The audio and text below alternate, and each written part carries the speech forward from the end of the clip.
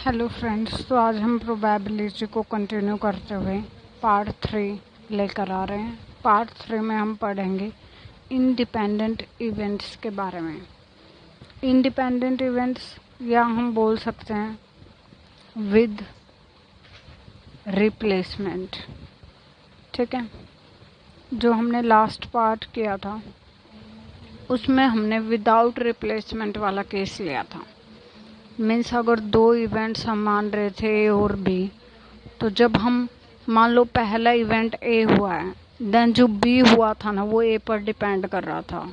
ठीक है, तो वो तो थे डिपेंडेंट इवेंट्स यानी कि विदाउट रिप्लेसमेंट वाले। बट ये हैं इंडिपेंडेंट इवेंट्स और विद रिप्लेसमेंट वाले, यानी कि यहाँ पर जो बी वाला काम होगा ना वो डिपेंड नहीं करेगा ए पर। यूजुअली यहाँ पर भी क्या होंगे, दो ही इवेंट्स होंगे यूजुअली, ए और बी। ठीक है, तो ना तो ए बी पर डिपेंड करेगा और ना ही बी ए पर डिपेंड करेगा, क्योंकि ये क्या है, इंडिपेंडेंट इवेंट्स हैं। तो अगर हमें ए काम की प्रोबेबिलिटी निकालनी होगी तो वो होगी प्रोबेबिलिटी ऑफ ए, और बी की निकालेंगे तो प्रोबेबिलिटी ऑफ बी होगी। क्योंकि यहाँ पर ये इनमें से एक भी इवेंट क्या है, because A and B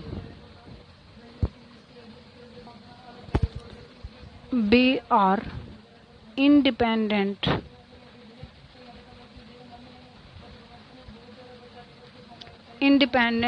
events. क्योंकि ये इंडिपेंडेंट हैं, means P of A by B। इसका मतलब क्या होता है कि जब B कम हो चुका है ना तब A हो रहा है। तो क्या यहाँ पर कोई फर्क पड़ेगा कि हम पहले B कर रहे हैं फिर A करें, क्योंकि एक दूसरे पर डिपेंड ही नहीं करते।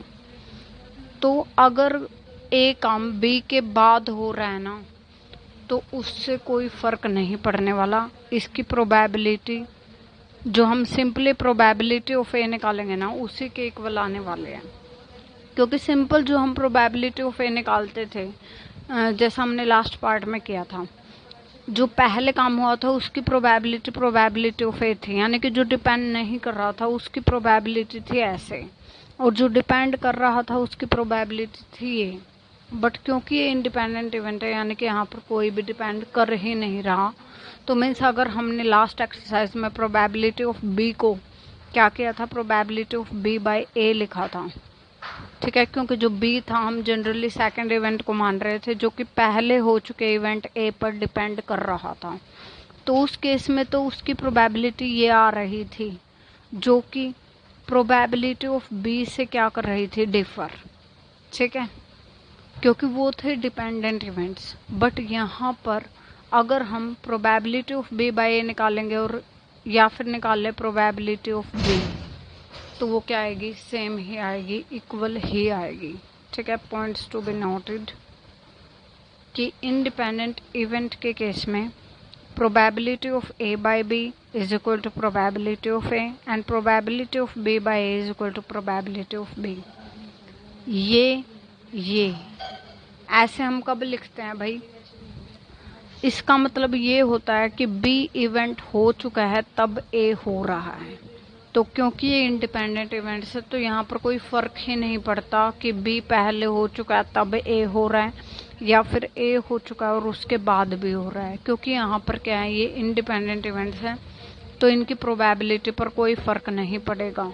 प्रोबेबिलिटी ऑफ बी बाय ए है, अगर मतलब बी बाद में हो रहा है और ए पहले हो चुका है तो प्रोबेबिलिटी ऑफ बी, वही प्रोबेबिलिटी ऑफ बी जो हम निकालेंगे वही इसके इक्वल आने हैं, मतलब ये दोनों इक्वल रहेंगे इस केस में। ठीक है, व्हेन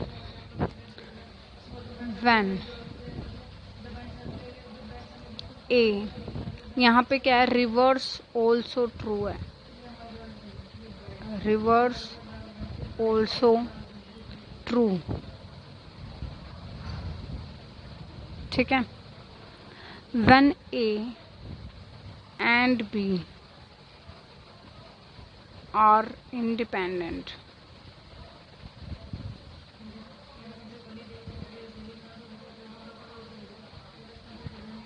इवेंट्स, तो यहाँ पर जो probability of A intersection B होगी वो क्या होने वाली है, probability of A into probability of B. जो हम डिपेंडेंट इवेंट्स के केस में करते थे, यहाँ पर क्या आता था, probability of B upon A आता था। क्योंकि यहाँ पर probability of B upon A probability of B के ही इक्वल है, तो इसलिए हमने वो पुट कर दिया। तो इंडिपेंडेंट इवेंट्स के केस में ए और बी की अगर दोनों की प्रोबेबिलिटी निकालनी है तो वो simply probability of A into probability of B होगी, क्योंकि यहाँ पर कोई फ़र्क नहीं पड़ता कि बी हो चुका है फिर ए हो रहा है या फिर ए हो चुका है फिर बी हो रहा है, तो उनकी प्रोबेबिलिटी पर इससे कोई फ़र्क नहीं पड़ रहा क्योंकि ये इंडिपेंडेंट इवेंट्स हैं। ठीक है, वही यूनियन वाला रूल तो यहाँ पर भी फॉलो होगा। ठीक है, probability of A union B क्या होता था, probability of A plus probability of B minus probability of A intersection B. Simply हम क्या कर देंगे भाई, इसकी वैल्यू हमें पता है, probability of A into probability of B होती है, तो जब हमें ज़रूरत पड़ेगी तो हम ये पुट पे कर देंगे। ठीक है, अब कुछ खास बातें होती हैं। ठीक है, अगर ए और बी क्या हैं, इंडिपेंडेंट हैं, अगर ये इंडिपेंडेंट हैं तो क्या होता है, A complement B, B complement A और ए कॉम्प्लीमेंट बी कॉम्प्लीमेंट, ये सारे क्या होंगे, ये सारे events, all this events will also be independent। ठीक है, अगर ए और बी इंडिपेंडेंट है ना, तो हम ए कॉम्प्लीमेंट और बी लेंगे, बी कॉम्प्लीमेंट और ए लेंगे, या फिर ए कॉम्प्लीमेंट बी कॉम्प्लीमेंट लेंगे, तो ये सारे क्या होंगे, इंडिपेंडेंट इवेंट्स होंगे ये भी आपस में। A complement means, A complement क्या होता है, ए कॉम्प्लीमेंट का मतलब होता है यूनिवर्सल में से ए सेट को माइनस कर दो। ये हम सेट्स जो चैप्टर होता है उसमें भी करते हैं। ठीक है, तो थोड़ा सेट्स से क्या है, ये रिलेटेड ही है। प्रोबेबिलिटी में सेट्स का यूज़ हो रहा है, लाइक यहाँ पे यूनियन का फॉर्मूला भी आया हुआ है, एंड यहाँ पर ये कॉम्प्लीमेंट का भी चक्कर है। ठीक है, तो अगर ए और बी इंडिपेंडेंट गिवन है तो ये भी क्या होंगे, इंडिपेंडेंट होंगे। तो अब हम देखने वाले हैं, वैसे तो हम इसको एग्जाम्पल के थ्रू भी देखेंगे। मीन्स क्या होता है, लाइक टोटल मीन्स कोई चीज़ है ना, ठीक है, उसके क्या होता है, मान लो आप ये कहते हैं कि मैं पास हो जाऊंगा इस बार। ठीक है, तो कुछ लोग क्या करेंगे, आपके फेवर में होंगे, मतलब किसी बात के लिए कुछ लोग आपको फेवर करेंगे और कुछ लोग आपके अगेंस्ट होंगे। ठीक है, तो टोटल में से क्या होगा भाई, कुछ लोग तो फेवर करेंगे, टोटल फेवर प्लस अगेंस्ट के इक्वल होगा। ठीक है, एज अ जनरल केस। ठीक है, कि जो टोटल होगा ना वो क्या होगा, फेवर प्लस अगेंस्ट होगा। यही अपना क्या होता है भाई, सैंपल स्पेस। ठीक है भाई, हम नन वाला केस यहाँ पे नेगलेक्ट कर रहे हैं। तो क्या होगा, किसी बात के लिए कुछ लोग या तो आपके फेवर में होंगे और कुछ लोग क्या होंगे, उसी चीज़ के अगेंस्ट में हो सकते हैं। ठीक है, तो यहाँ पर दो बातें की जाती हैं, ऐसे ऐसे क्वेश्चंस में आपको दिया मिलेगा। एक तो मिलती है यहाँ पर प्रोबेबिलिटी मिलेगी ओड्स इन फेवर के नाम से, और एक प्रोबेबिलिटी दी जाएगी ओड्स इन अगेंस्ट के नाम से। ठीक है, मतलब प्रोबेबिलिटी क्या, रेशो मिलेगा आपको जो हम एग्जांपल कराएंगे। ठीक है, एग्जांपल के थ्रू आप समझ सकते हैं, यहाँ पर रेशो दिया जाएगा। तो ओड्स इन फेवर के केस में तो जो रेशो पहले दिया गया है वो तो है फेवर का। ठीक है, फेवरेबल रेशो अगेंस्ट ठीक है। और ओड्स इन अगेंस्ट के केस में क्या मिलेगा, पहले अगेंस्ट का मिलेगा और फिर रेशो मिलेगा फेवर, मतलब रेशो में दूसरी चीज मिलेगी फेवर वाली, ठीक है।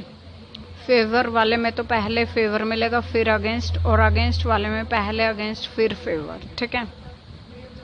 ये हम एक एग्जाम्पल के थ्रू देखने वाले हैं। पहले हम कुछ चीज़ें जो हमें माइंड में रखनी है आज के लिए वो लिखते जा रहे हैं। पहले केसेस अगर बनते हैं, ठीक है, केसेस बनेंगे तो वो लास्ट में बस ऐड हो जाएंगे, ठीक है। और का मतलब क्या है भाई, ऐड सम यूनियन। जैसे एंड बोथ क्या होता था इंटरसेक्शन, वैसे ही और किसके लिए यूज होता है, यूनियन के लिए यूज होता है। तो ये तो हमने जनरल केस क्या किया भाई, स्टडी किया है। अब हम पहले क्या है इसी पर एग्जांपल देखने वाले हैं। Odds in favour odds in against वाला जो चीज़ हमने अभी डिस्कस किया, हम इसी पर एक एग्जांपल करने वाले हैं। तो देखिए ये एग्जांपल है, ओड्स इन फेवर और ओड्स इन अगेंस्ट वाला जो कॉन्सेप्ट हमने किया था अभी थोड़ी देर पहले, उसका यूज यहाँ पर होने वाला है। The odds in favour of one student passing a test are 3:7। इन्होंने बोला कि एक स्टूडेंट टेस्ट पास कर देगा तो उसका ओड्स इन फेवर दिया, मीन्स फेवर, अगर ओड्स इन फेवर है तो हमने अभी पढ़ा था कि ओड्स इन फेवर के केस में क्या होता है, हमें पहले क्या दिया जाएगा, मीन्स इसमें होता है फेवर रेशो अगेंस्ट, ठीक है। वो कितना दिया है यहाँ पे 3:7। मीन्स एक टाइप से ये है कि अगर हम 10 लोग लें तो फर्स्ट स्टूडेंट टेस्ट पास करेगा तो 10 में से 3 लोग तो उसके फेवर में हैं कि भाई वो टेस्ट पास कर देगा, बट 7 लोग उसके अगेंस्ट हैं कि भाई वो पास नहीं कर पाएगा। तो ये तो अपना स्टूडेंट ए मान लेते हैं हम इसको, फर्स्ट वन स्टूडेंट उसको हम ए मान लेते हैं, ठीक है। ये तो हो गया ए। अब बी की बात करते हैं, मीन्स जो दूसरा स्टूडेंट है उसको बी मान लो।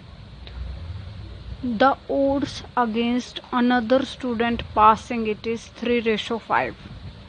दूसरे का हमें ओड्स इन अगेंस्ट दिया है। ओड्स इन अगेंस्ट में क्या होता है भाई, पहले अगेंस्ट दिया जाएगा और फिर फेवर दिया जाता है, ठीक है। पहले अगेंस्ट मिलेगा और फिर फेवर, ठीक है। तो उसका ये 3:5।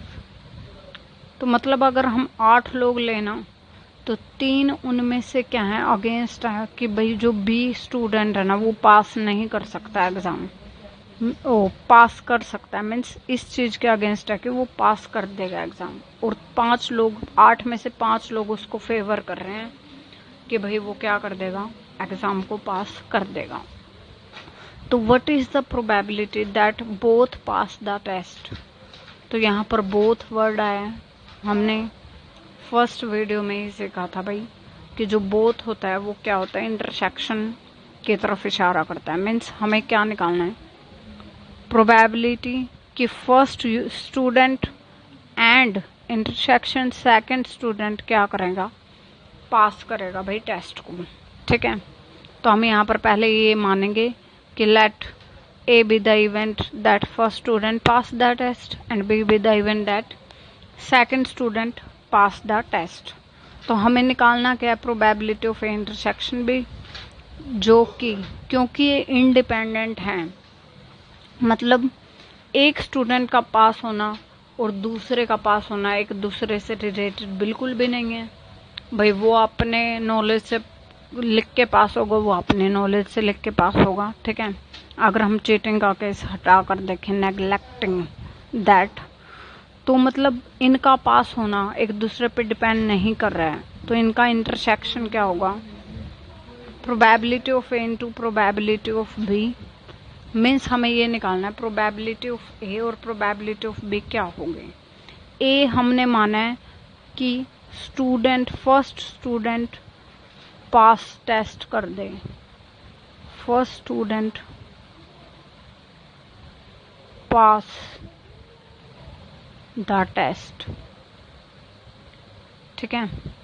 प्रोबेबिलिटी ऑफ बी, मतलब जो बी इवेंट हमने माना है ना, इसकी प्रोबेबिलिटी, और probability of B second student या अदर स्टूडेंट पास कर दे टेस्ट को। ठीक है। मीन्स हमें चाहिए पास वाले। तो अगर हमें पास वाले निकालने हैं, हमें क्या दिया है, रेशो दिया हुआ है, फेवर रेशो अगेंस्ट। तो वो हम कैसे निकालते हैं, देखो प्रोबेबिलिटी ऑफ जो ए होगी ना, वो क्या होती है, फेवरेबल अपॉन टोटल, यही होती है ना, favourable outcomes upon total outcomes, probability of A यही होगी। ठीक है। तो फेवरेबल, अब देखो इसके फेवर में कितने थे, ए के फेवर में कितने थे, 3। ठीक है। मीन्स अगर 3:7 को लाइक हम 10 ही पर्सन लेके चले, इन दैट केस 3 लोग उसको क्या कर रहे हैं, फेवर। हमने टोटल पढ़ा था क्या होता है, favour plus against. Means total के लिए क्या कर दो, इनको ऐड कर दो, 3 + 7 हो गया 10, और फेवर में कितना है भाई उसके 3, तो ये होगी प्रोबेबिलिटी ऑफ ए। ठीक है। इसी तरह अब हमें क्या निकालने है भाई, प्रोबेबिलिटी ऑफ बी। तो अब क्योंकि उसके भी पास होने के निकालने हैं, तो वही फेवरेबल अपॉन टोटल। तो टोटल बी के केस में क्या होगा, फेवर प्लस अगेंस्ट हमने किया था, टोटल क्या होता है, फेवर प्लस अगेंस्ट। तो इस केस में टोटल क्या हो गया, 8, और फेवर में कितने, यहाँ पर ध्यान देने वाली बात है, 3 नहीं है, यहाँ पे 5 है, फेवर वाली बाद में दी हुई है। तो जब हमारे पास प्रोबेबिलिटी ऑफ ए आ गई, प्रोबेबिलिटी ऑफ बी आ गई है, तो हम probability of A and B निकाल सकते हैं। ठीक है। Probability of A intersection B क्या होगी, दोनों की मल्टीप्लाई, 3/10 की मल्टीप्लाई 5/8 के साथ। ठीक है। ये कैंसिल किया तो कितने आ गई, 3/16। तो अब हम देखते हैं एक और एग्जाम्पल। ठीक है, इंडिपेंडेंट। तो अब हम एक और एग्जाम्पल देखते हैं, काफ़ी सिंपल एग्जाम्पल है। अ डाई इज थ्रोन, एक डाई थ्रो की है, डाई जो होते हैं अपने वो थ्रो की है। If is the event that the number appearing is a multiple of 3, इन्होंने अपने आप ही दे दिया, जो ई इवेंट है ना वो क्या है, नंबर जो आए डाई पर वो क्या हो, number is multiple of 3, multiple of 3, and F is the event number appearing is even. F event जो है ना वो क्या है, नंबर इज इवन। ठीक है।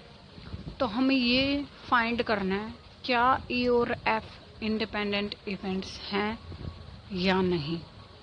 ठीक है। हमने एक डाई थ्रो किया है और 2 इवेंट हैं हमारे पास, तो हमें ये चेक करना है या ये फाइंड आउट करना है कि, चेक नहीं करना, फाइंड आउट करना है कि ई और एफ क्या है, इंडिपेंडेंट है या नहीं है। तो अगर हमें ये फाइंड आउट करना है ना, ई और एफ इंडिपेंडेंट है या नहीं है, तो हमें पता है कि इंडिपेंडेंट इवेंट के केस में अगर हम प्रोबेबिलिटी ऑफ बोथ निकालें ना, तो वो ये होती है, probability of E intersection F क्या होनी चाहिए, probability of E into probability of F. ठीक है। अगर ये इंडिपेंडेंट इवेंट्स हैं तो ये बात ट्रू होनी चाहिए, मीन्स जो LHS है वो RHS के इक्वल आनी चाहिए, तो ये क्या होंगे, इंडिपेंडेंट इवेंट्स होंगे। बस हमें ये चेक करना है। तो हम क्या है, बारी बारी से ये निकालेंगे और फिर ये निकालेंगे, फिर हम चेक करेंगे इस चीज़ को कि इन दोनों की मल्टीप्लाई इसके इक्वल आ रही है या नहीं आ रही है। अगर इक्वल आ जाती है तो इंडिपेंडेंट है, वरना नहीं है। तो पहले हमें ये पता होना चाहिए कि डाई पर क्या क्या आ सकता है, क्योंकि एक डाई थ्रो किया है तो बस ये हमारे पास क्या होता है 1 2 3 4 5 6, इसमें से कुछ भी आ सकता है। ठीक है, तो जो ई इवेंट है ना वो क्या है कि नंबर मल्टीपल ऑफ 3 आएगा।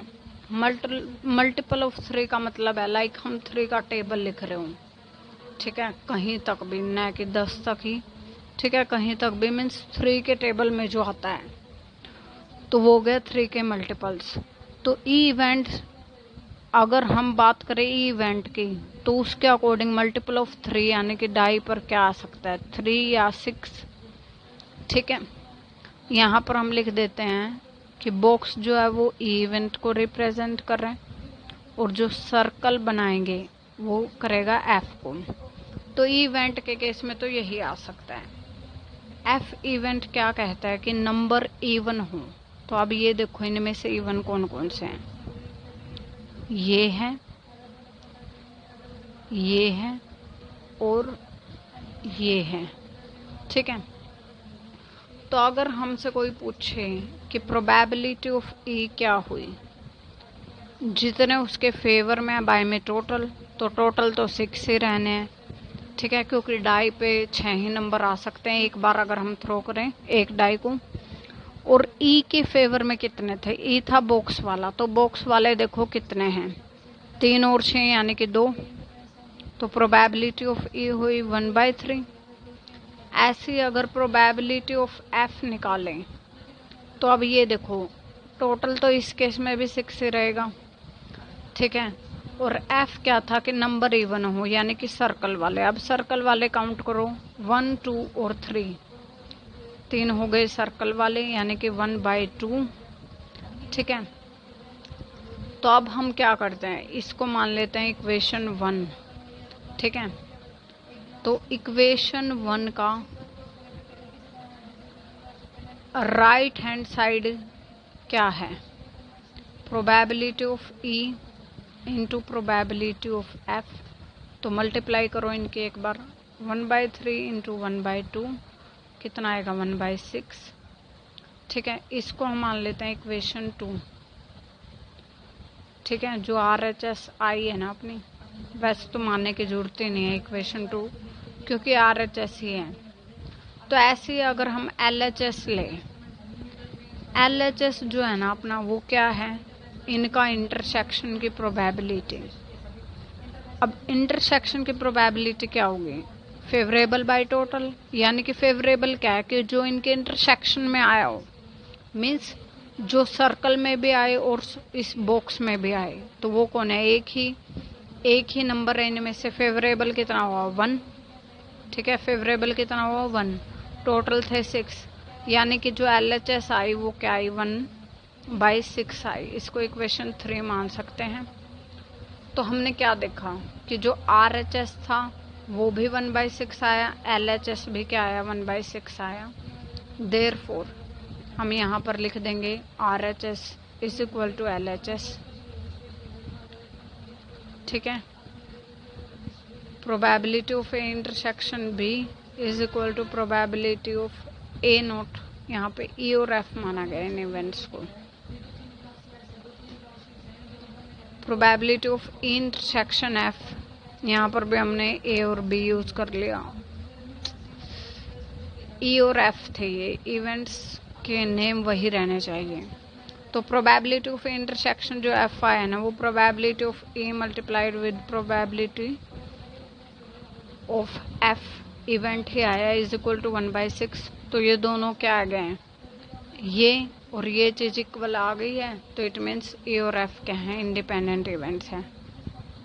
E therefore E and F are independent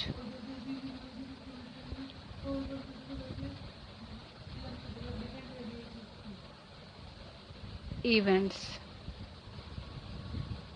ठीक है, E और F क्या हुए, इंडिपेंडेंट इवेंट्स हुए।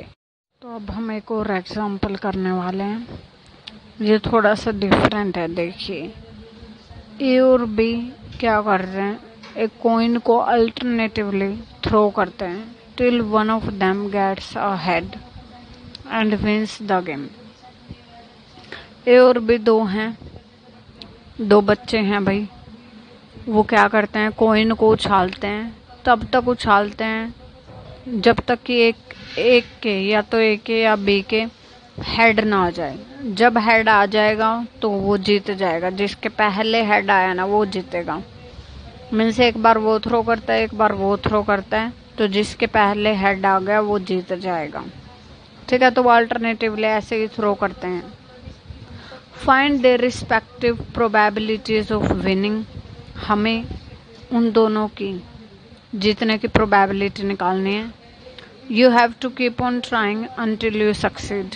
ठीक है, तब तक वो ट्राई करते ही रहते हैं जब तक कि वो क्या है भाई, किसी ना किसी के हेड आ जाए आ ना जाए। ठीक है, इतने वो क्या है ट्राई करते ही रहते हैं। ठीक है,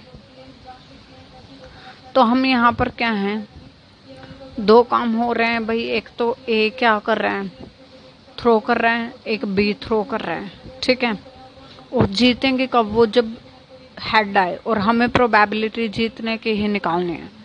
तो हम यहाँ पे दो इवेंट मानेंगे। पहले let E be the event that A throws a head. ठीक है भाई, ए ने हेड थ्रो किया, उसको हमने मान लिया है ए इवेंट। ई माना उसको। Let F be the event that B throws a head. ठीक है, और बी थ्रो करे हेड, उस इवेंट को हमने मान लिया एफ। ठीक है, तो अब यहाँ पर हम प्रोबेबिलिटी लिखने वाले हैं। प्रोबेबिलिटी ऑफ ई क्या होगी, एक कॉइन को एक बार ही थ्रो किया ए ने। ठीक है, एक कॉइन को थ्रो किया और उसको हेड मिल गया, तो प्रोबेबिलिटी ऑफ ई क्या हो गई 1/2। एंड प्रोबेबिलिटी ऑफ नॉट ई, ठीक है, उसके हेड ना आए, इसकी भी प्रोबेबिलिटी क्या होगी 1/2 ही होगी। या फिर हम ऐसे कर सकते हैं, probability of not E is equal to 1 minus probability of E, और जब 1 माइनस 1/2 करेंगे तो वो भी 1/2 ही आएगा। ऐसे ही एफ की लिख लेते हैं। प्रोबेबिलिटी ऑफ एफ भी 1/2 ही होगी भाई, बी के हेड आ जाए और बी के हेड ना आए, ये भी प्रोबेबिलिटी। ठीक है, बी थ्रो कर रहा है कोई नहीं, उसके हेड आए तो 1/2, ना आए तो भी 1/2 ही होगी। ठीक है, अब हम पहले निकाल रहे हैं प्रोबेबिलिटी ऑफ ए विंस। ठीक है, मीन्स ए जीत जाता है, ए के विन करने की प्रोबेबिलिटी हम निकालने वाले हैं कि भाई ए जीतेगा।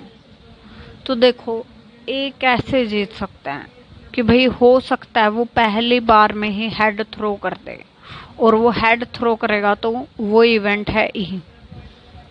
ठीक है, प्रोबेबिलिटी ऑफ ई, हो सकता है वो पहली बार में ही हेड थ्रो कर दे, तो मतलब क्या होगा, बस इवेंट ई ही हो पाएगा। क्योंकि अगर उसने पहली बार में ही उसने उछाला और हेड थ्रो कर दिया तो खेल ही खत्म, क्योंकि वो जीत गया सीधा ही।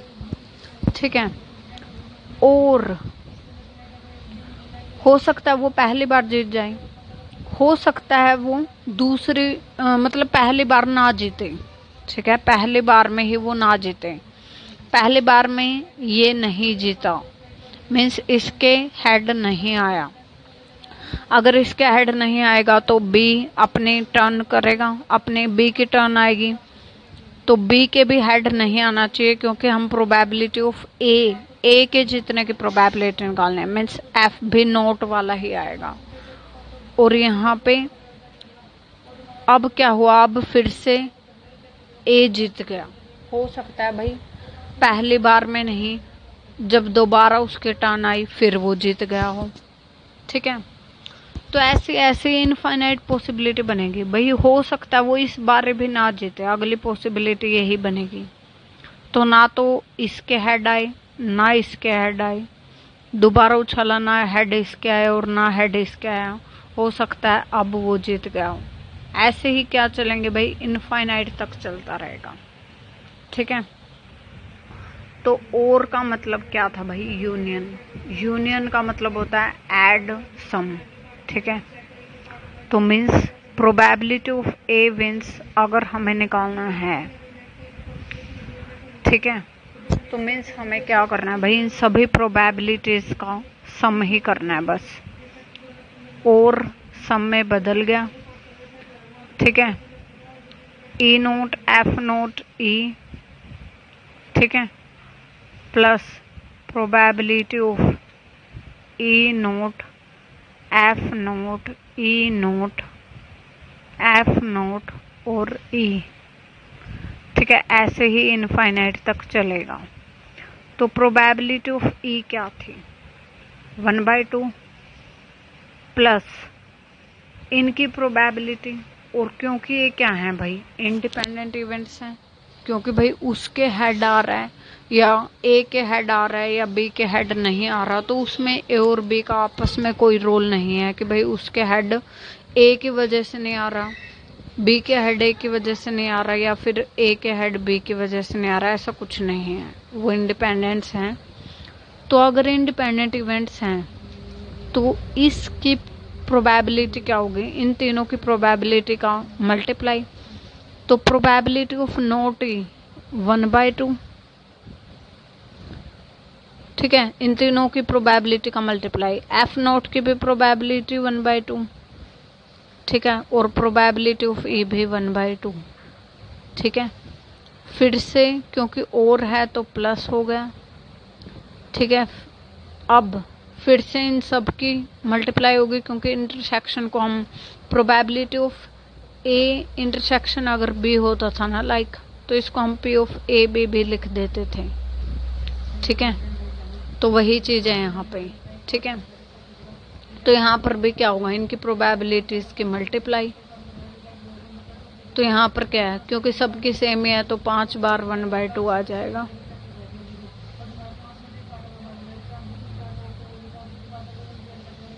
ठीक है, ये अप टू क्या चलेगा, ये इनफाइनाइट। तो हम यहाँ पर एक चीज देख सकते हैं कि ये हमारे क्या बन रहे हैं, एक जीपी सीरीज बन रही है। ठीक है, और एक ऐसी जीपी सीरीज जिसका कॉमन रेशियो आर जो है वो क्या है, 1/2 मल्टीप्लाई 1/2। ठीक है, और जो उसका ए है फर्स्ट टर्म जो है वो है 1/2। तो ऐसी जीपी सीरीज का जो सम होता है ना वो क्या होता है, क्योंकि ये इनफाइनाइट तक है तो इसका सम होता है a/1 - r।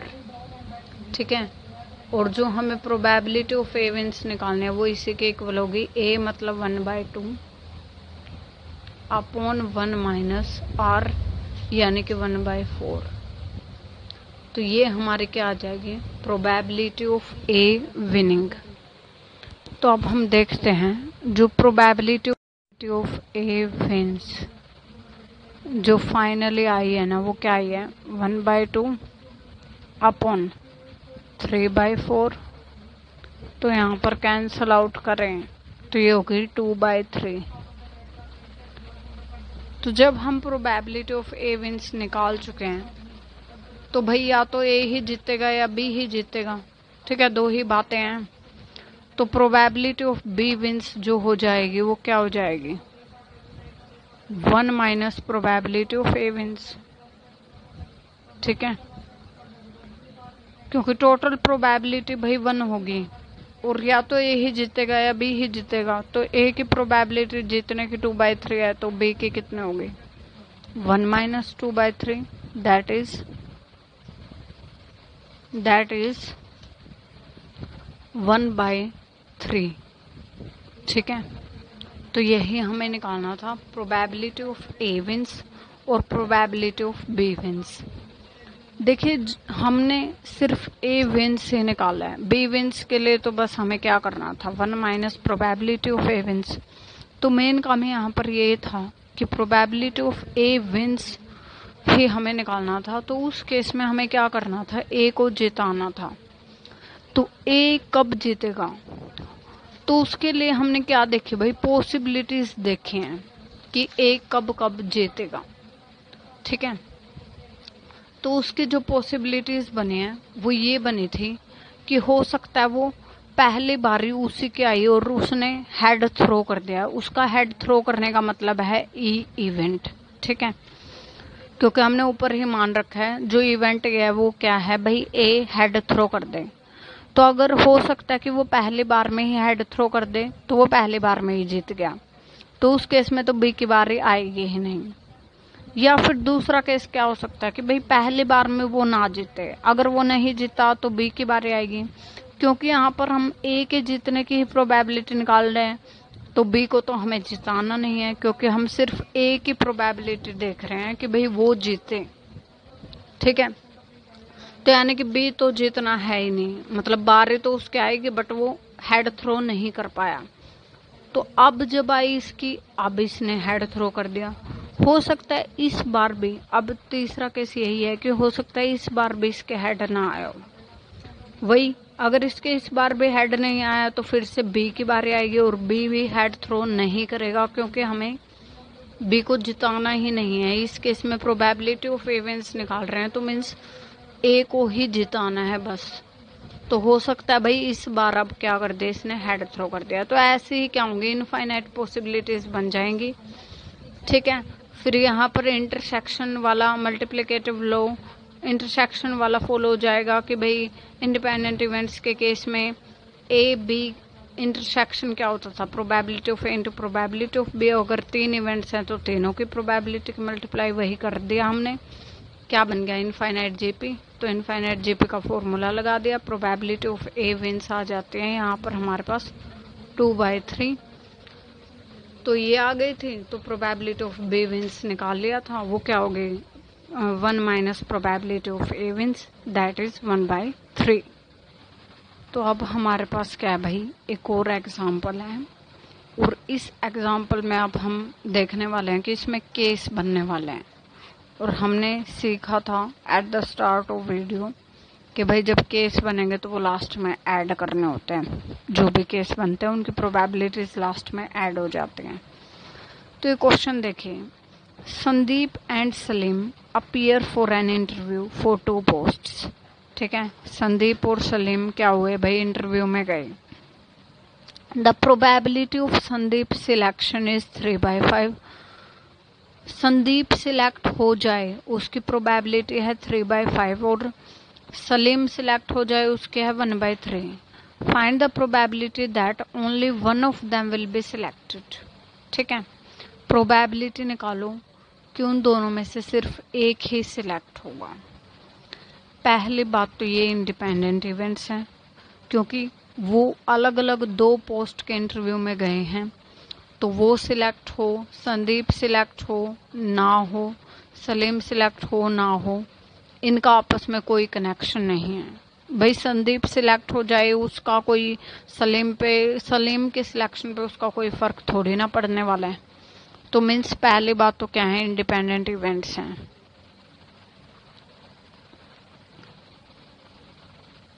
ठीक है,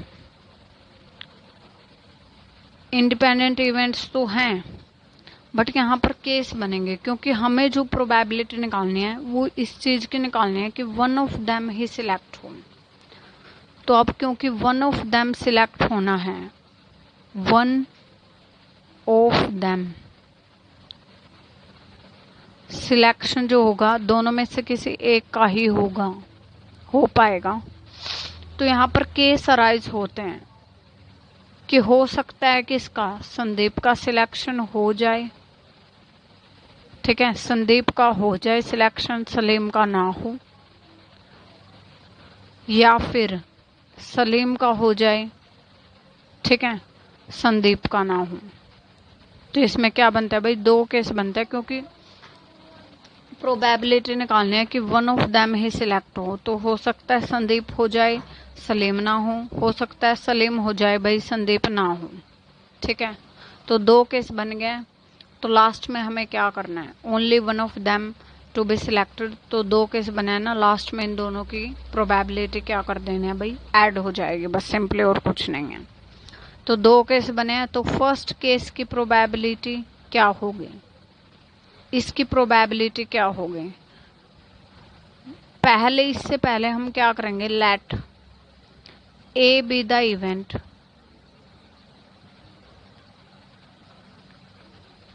that Sandeep is selected. Sandeep select हो जाए, वो है इवेंट ए, मान लिया उसको। क्वेश्चन में हमें संदीप के सिलेक्शन की प्रोबेबिलिटी दी है, यानी कि प्रोबेबिलिटी ऑफ ए क्या हो गई, 3/5।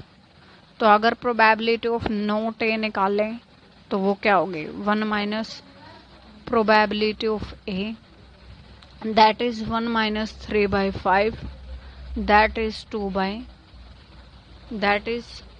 2/5। ठीक है, अब हम मानते हैं let B be the event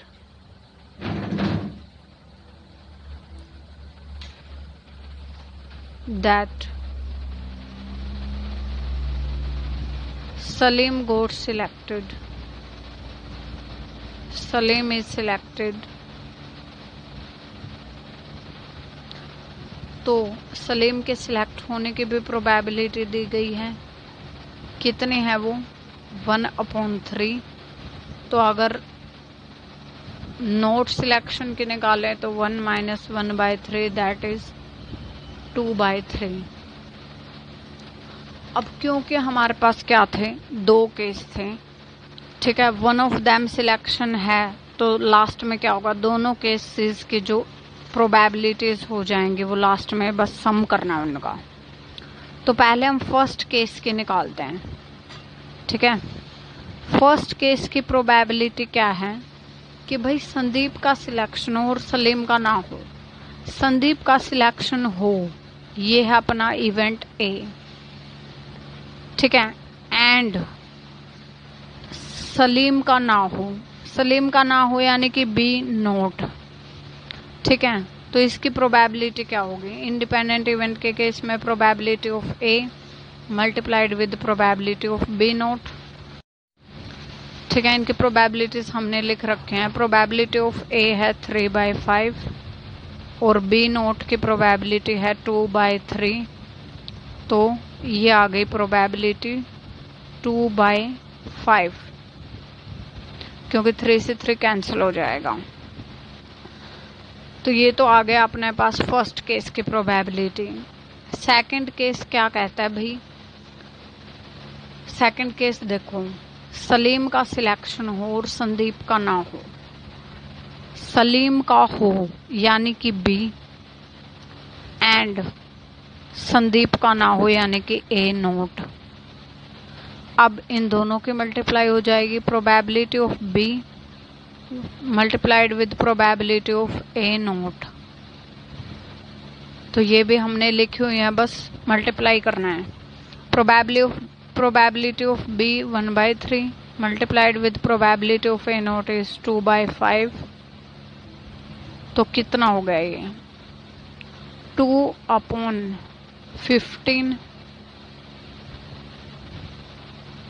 15। तो अब हमारे पास क्या आ चुके हैं, दोनों केसेस की प्रोबेबिलिटी आ चुके हैं। तो only probability of only one selection, ठीक है, कि दोनों में से एक ही सिलेक्ट हो, उसकी प्रोबेबिलिटी क्या होगी, दोनों केसेस की प्रोबेबिलिटी का सम, यानी कि probability of A intersection B not plus probability of B intersection A not, दोनों का सम करना है बस। 2/5 प्लस 2/15, ठीक है, तो एलसीएम हो जाएगा 15, 6 + 2 ये हो गया 8/15। तो प्रोबेबिलिटी आ गई है कि दोनों में से एक ही सिलेक्ट हो। तो ये हमने वो केस देख लिया भाई।